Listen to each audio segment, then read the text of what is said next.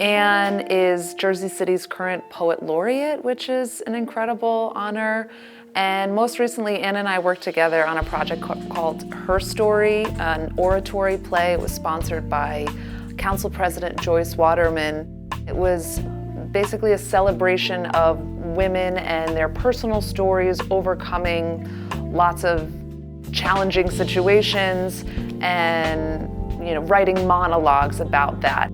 Anne participated in that as a writer, writing her personal story about long COVID, and also she helped me craft a lot of the stories of the women who participated. I'm very excited to see where this book goes, and hopefully it impacts a lot of people. How's that sound? Can you all hear me? Yeah. Yay! First success of the evening.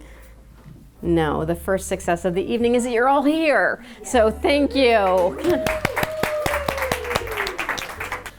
Thank you all for coming to the launch for Days of Grace and Silence. Our cover artist, Scott Redden, is here. Can you raise your hand so people know who did this beautiful painting? Yeah, gorgeous and really fits the mood of the book. It's also written in chronological order, taking you through the journey with me. April 1st, 2020. For the house finches. I wonder if the house finches know that they own the yard this year. The cheery red-headed finches, the cardinals, sparrows, mourning doves, and the large lone pigeon who began visiting last week as I fell ill to peck beneath the feeder. All of them. They can have the yard this year, I think, as I heave myself off my couch, slip my feet into my empty red boots, pull a shawl around my shoulders, and stumble outside to offer them some food.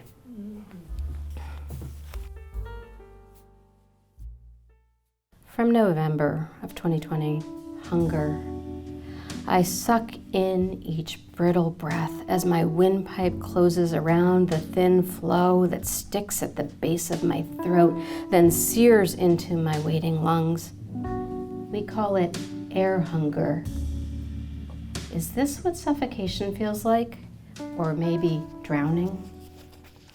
As many of you know, Constantine is a funeral director, and so this is a poem about a body that I helped him prepare.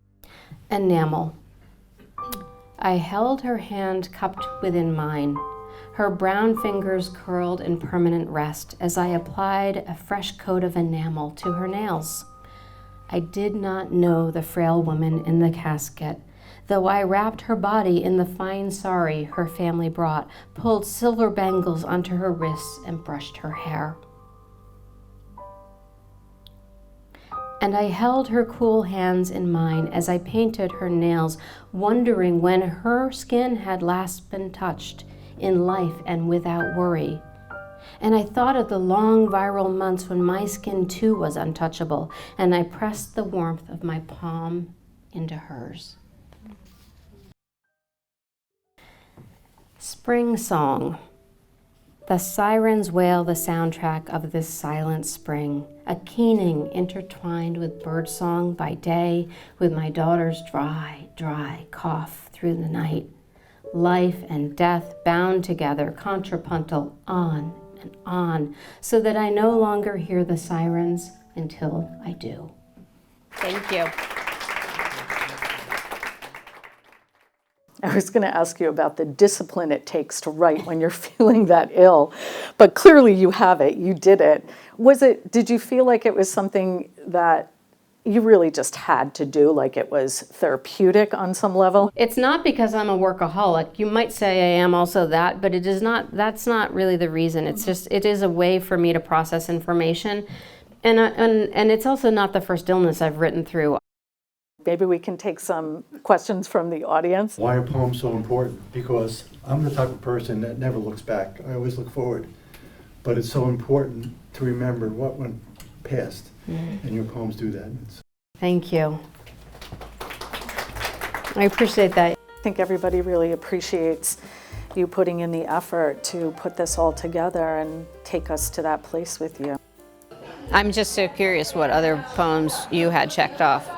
Well, maybe we should check. I put a little frowny face by it. Why is that? Is it It was sad? very intense. Yeah. Is this what suffocation feels like? Or maybe drowning? Yeah. That was like, there's a lot of times in your poems where the reader feels your anguish, Yeah. feels your discomfort. Yeah. And that's, that makes it very difficult, but also very relatable. Well, so many of these things, like, people can't understand it if they haven't felt it. So I really wanted people to be able to know what that felt like. I wouldn't know what air hunger feels like if I hadn't experienced it. So I'm always thinking, like, how do I describe this? How do I make someone feel it with me? That's what a poetry reading should really transform you in some way, to walk away from it saying, wow, that really opened me up to something I didn't expect to experience. Yeah. I think that's a good thing.